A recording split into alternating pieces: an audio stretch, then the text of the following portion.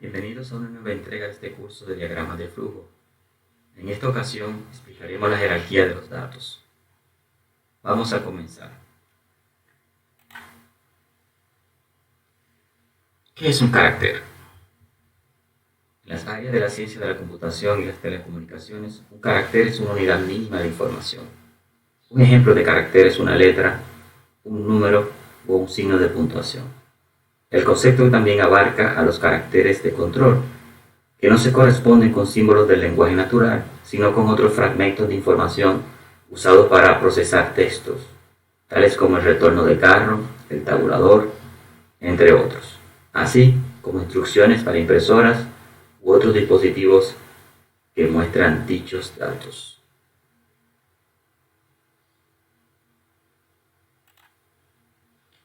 ¿Qué es un dato? Un dato es una representación simbólica, numérica, alfabética, algorítmica, espacial, etc., de un atributo o variable cuantitativa o cualitativa. Los datos describen hechos empíricos, sucesos y entidades. Es un valor o referente que recibe el computador por diferentes medios. Los datos representan la información que el programador manipula en la construcción de una solución o en el desarrollo de un algoritmo. Un dato por sí mismo no constituye información. Es el procesamiento de los datos los que nos proporciona dicha información.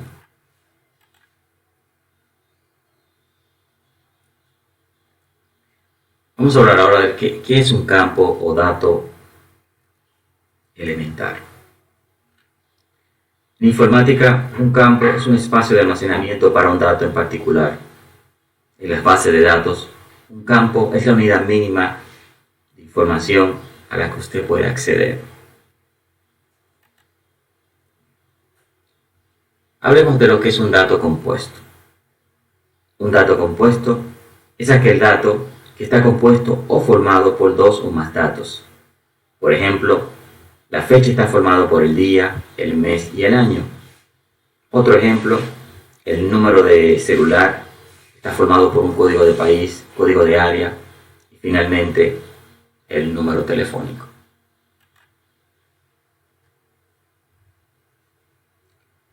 Hablemos de lo que es un registro. Un registro, también llamado fila o dupla, representa un objeto único de datos implícitamente estructurados en una tabla. En términos simples, una tabla de una base de datos puede imaginarse formada de filas y columnas,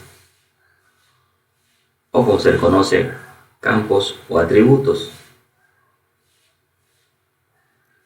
Cada fila de una tabla representa un conjunto de datos relacionados. Todas las filas de la misma tabla tienen la misma estructura. No puede haber un registro duplicado. Los datos deben ser diferentes en al menos uno de los campos. En otras palabras, cada campo tiene que ser único en la base de datos. Un registro es un conjunto de campos que contienen los datos que pertenecen a una misma entidad. Se le asigna automáticamente un número consecutivo, un número de registro, que en ocasiones se puede utilizar como un índice, aunque lo normal y práctico es asignarle a cada registro un campo clave para su búsqueda.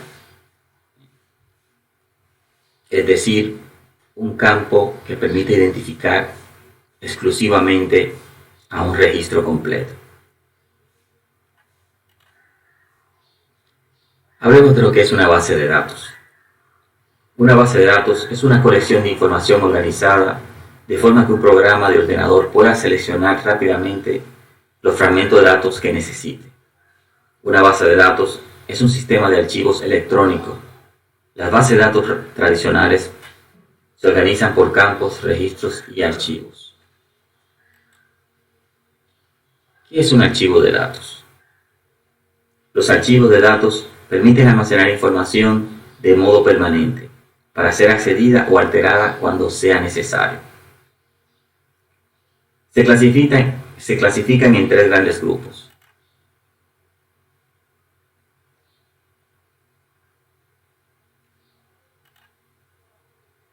Archivos permanentes o maestros. Contienen información que varía poco y es necesario actualizarlo constantemente. Archivos de movimientos. Se acercan para actualizar los archivos maestros. Sus registros son de 3 tipos: alta, baja y modificaciones. De maniobra o trabajos. Tienen una vida limitada, normalmente menor a la duración de la ejecución de un programa. Se utilizan como auxiliares de los anteriores especificados.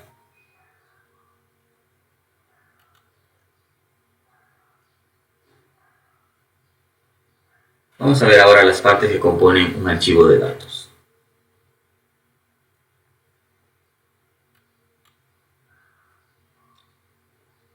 La diferencia entre un registro lógico y uno físico es que un registro lógico es el que contiene la información con la que trabaja la aplicación y un registro físico es el que graba en el dispositivo de almacenamiento. Acceder a los datos de un archivo. Existen diferentes formas para acceder a un archivo y estas son ya acceso secuencial. En esta, los registros se leen desde el principio hasta el final del archivo, de tal forma que para leer un registro se leen todos los que preceden.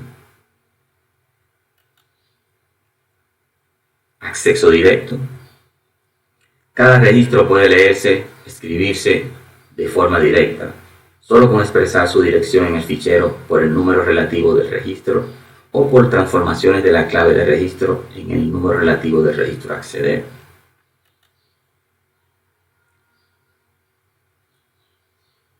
Acceso por índice.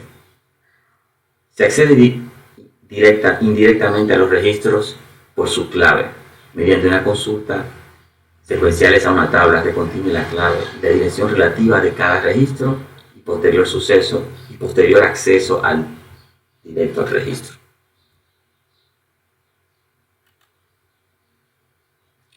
Acceso dinámico.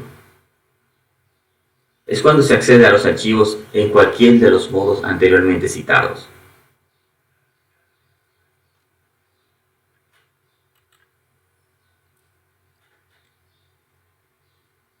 Vamos a hacer un ejercicio práctico.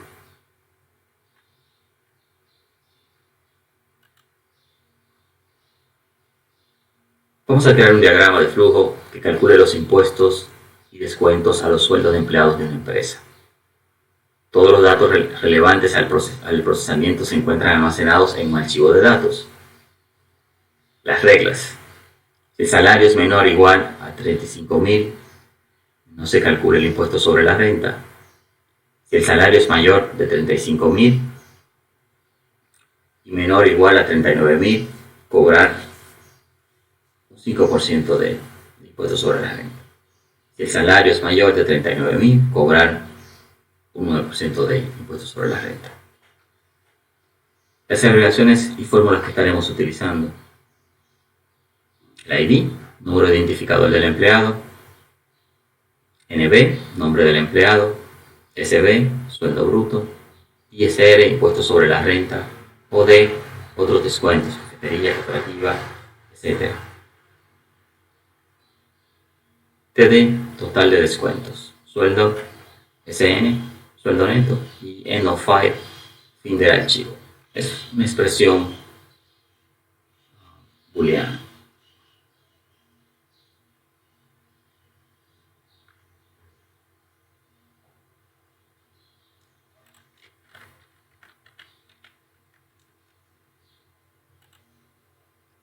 Vamos a acceder al software que ya vimos anteriormente. Se llama DIA.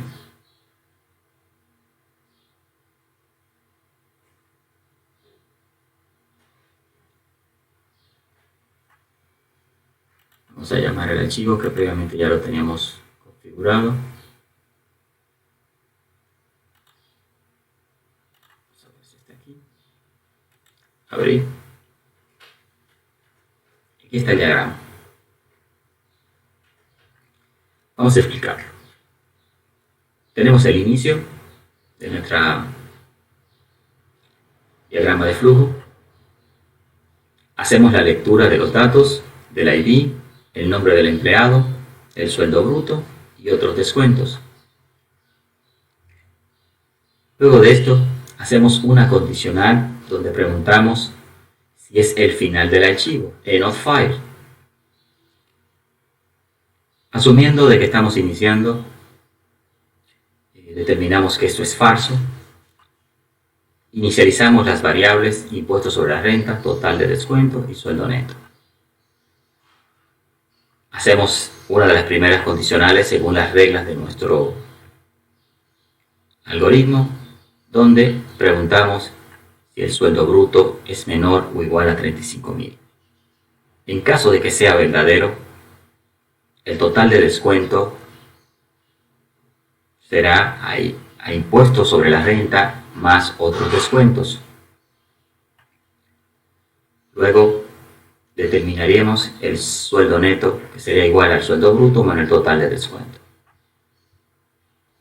Tenemos un conector que nos envía la ejecución o cambia la lógica de nuestro diagrama de flujo hacia este punto.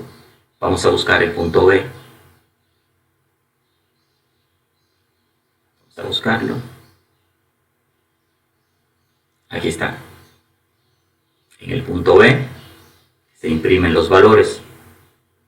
Los datos que vinieron de nuestro archivo, el ID, el nombre del empleado, el sueldo bruto, los datos que fueron calculados, el impuesto sobre la renta, otros descuentos y el salario neto. En este programa hay otro conector, este es el A, en este caso ubicamos a dónde nos lleva. Fíjense que nos lleva aquí. Volvemos a leer nuestro registro y se estará ejecutando hasta, estamos dentro de un ciclo y este ciclo se va a estar ejecutando mientras existan registros. Imagínense que tenemos un archivo de 200 empleados. Bueno, esta operación se estará ejecutando 200 veces. Finalmente, cuando terminemos de leer el archivo, de ejecutar nuestros procedimientos y que esta condición, nuestro programa terminará. Es una lógica bastante simple. Ya veremos otros diseños de programas un poquito más complejos, pero estamos comenzando y aprendiendo diagramas de flujo. Repito, tenemos un inicio, hacemos una lectura de los registros que vienen del archivo, tenemos una condicional que valida si este es el final del archivo. Si es el final, simplemente va a terminar nuestro programa. De lo contrario, estas variables se inicializan en 0, el impuesto sobre la renta, el total de descuento y el sueldo neto. Hacemos la evaluación. Vamos a decir que ahora que este salario, esta condicional, da como resultado falso, entonces el programa volverá a preguntar si esta condición que se da aquí ahora es verdadera. Entonces se procede con las instrucciones, se hace el cálculo, se manda a imprimir, porque ya saben, o de lo contrario, si esta condicional es falsa, entonces se realizan otros cálculos, se procede a imprimir y vuelve y retorna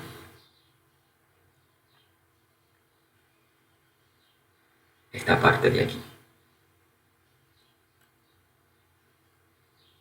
Esta es una manera de hacer un cálculo del impuesto sobre la renta. Todo va a depender de la lógica que usted quiera aplicar.